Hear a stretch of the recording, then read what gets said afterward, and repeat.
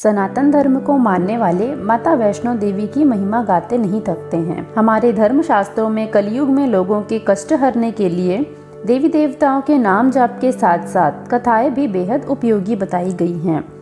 स्थान और काल में भेद की वजह से कथाओं में भी कुछ अंतर पाए जाते हैं। बस मन में सच्ची श्रद्धा होनी चाहिए, प्रभु कृपा अवश्य करते हैं।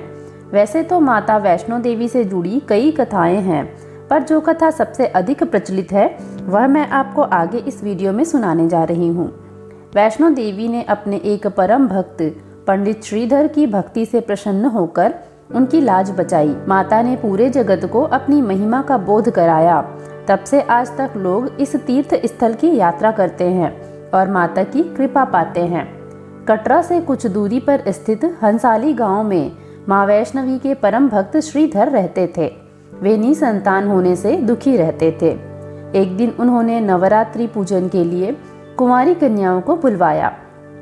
माँ वैष्णो कन्यावेश में उन्हीं के बीच आ बैठीं। पूजन के बाद सभी कन्याएं तो चली गईं, पर माँ वैष्णो देवी वहीं रहीं और श्रीधर से बोली, सबको अपने घर भंडारे का निमंत्रण दे आओ। श्रीधर ने उस दिव्य कन्या की बात मान ली और आसपास के गांवों में भंडारे का संदेश पहुंचा दिया।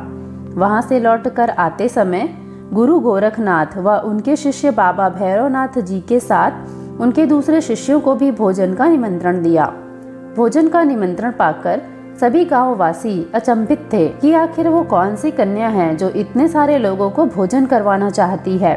इसके बाद श्रीधर के घर में अनेक गांववासी आकर भोजन के लिए जमा हुए। तब कन्या रूपी माँ वैष्णो देवी ने एक विचित्र पात्र से सभी को भोजन परोसना शुरू किया। भोजन परोसते हुए जब वह कन्या भैरवनाथ के पास गई, तब उसने कहा कि मैं तो खीर पूड़ी की जगह मांस खाऊंगा और मदिरा पान करूंगा। तब कन्या रूपी माँ ने उसे समझाया कि यह ब्राह्मण के यहाँ का भोजन है, इसमें मांसाहार नहीं किया जाता। किंतु भैरवनाथ ने जानबूझकर अपनी बात पर अड़ा रहा। जब भैरवनाथ ने उस कन्या को पकड़ना चाहा, तब माँ ने उसकी कपट को जान लिया। माँ वायु रूप में बदलकर त्रिकुटा पर्वत की ओर उड़ चली। भैरवनाथ भी उनके पीछे गया। माना जाता है कि माँ की रक्षा के लिए पवन पुत्र हनुमान भी थे। हनुमान जी को प्यास लगने पर माता ने उनके आग्रह पर धनुष से पहाड़ पर बाण चलाकर एक जलधारा निकाली और उस जल में अपने केश धोए। आज यह पवित्र जलधारा बाणगंगा के नाम से जानी जाती है। इसके पवित्र जल को पीने या इसमें स्नान करने से श्रद्धालुओं की सारी थकावट और तकलीफें दूर हो जाती हैं। इस दौरान माता ने एक गुफा में प्रवेश कर 9 माह तक तपस्या की। भैरवनाथ भी उनके पीछे वहां तक आ गया। तब एक साधु ने भैरवनाथ से कहा कि तू जिसे एक कन्या समझ रहा है वह आदिशक्ति जगदम्बा है, इसलिए उस महाशक्ति का पीछा छोड़ दे। भैरवनाथ ने साधु की बात नहीं मानी। तब माता गुफा की दूसरी ओर से मार्ग बनाकर निकल गईं। यह गुफा आज भी अर्धकुमारी या फिर आदि कुमारी या गर्भजून के नाम से प्रसिद्ध है। अर्धकुमारी के पहले माता की चरण पादुका भी है। यह वह स्थान है जहां माता ने भागते भागते मुड़कर भैरवनाथ को देखा था। गुफा से बाहर निकलकर कन्या ने देवी का रूप धारण किया। माता ने भैरवनाथ को चिताया और वापस जाने को कहा, फिर भी वह नहीं माना। माता गुफा के अंदर चली गईं। तब माता की रक्षा करने के लिए हनुमान जी गुफा के बाहर थे और उन्होंने भैरवनाथ से युद्ध किया।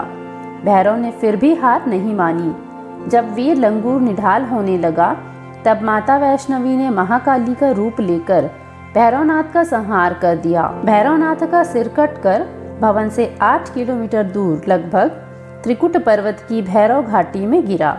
उस स्थान को भैरवनाथ के मंदिर के नाम से जाना जाता है।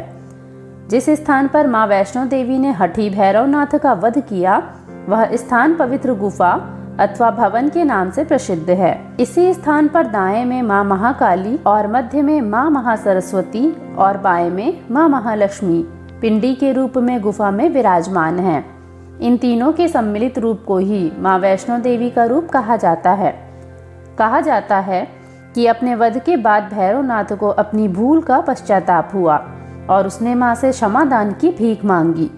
माता वैष्णो देवी जानती थीं कि उन पर मोक्ष करने के पीछे भैरव की प्रमुख मंशा मोक्ष प्राप्त करने की थी। उन्होंने न केवल भैरव को पुनर्जन्म के चक्र से मुक्ति प्रदान की, बल्कि उसे वरदान देते हुए कहा कि मेरे दर्शन तब तक पूरे नहीं माने जाएंगे जब तक कोई भक्त मेरे बाद तुम्हारे दर्शन नहीं करेगा। उसी मान्यता के अनुसार आज भी भक्त माता वैष्णो देवी के दर्शन करने के बाद करीब 2.25 किलोमीटर की खड़ी चढ़ाई करके भैरवनाथ के दर्शन करने जाते हैं।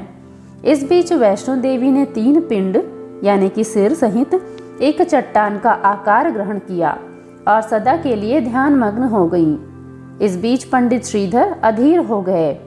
वे त्रिकुटा पर्वत की ओर उसी रास्ते आगे बढ़े जो उन्होंने सपने में देखा था। अंततः वे गुफा के द्वार पर पहुंचे। उन्होंने कई विधियों से पिंडों की पूजा को अपनी दिनचर्या बना ली। देवी उनकी पूजा से प्रसन्न हुई। वे उनके सामने प्रकट हुईं और उन्हें आशीर्वाद दिया। तब से श्रीधर और उनके वंशज देवी माँ वैष्णो देवी की पूजा करते आ रहे हैं।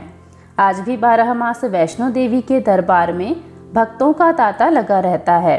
सच्चे मन से याद करने पर माता सबका बेड़ा पार लगाती हैं। दोस्तों, अगर आपको वैष्णो देवी की यह कथा पसंद आई हो तो कमेंट बॉक्स पर जय माता वैष्णो देवी अवश्य लिखें। ऐसी ही अन्य धार्मिक जानकारियों के लिए चैनल को सब्सक्राइब ज़रूर कर लें।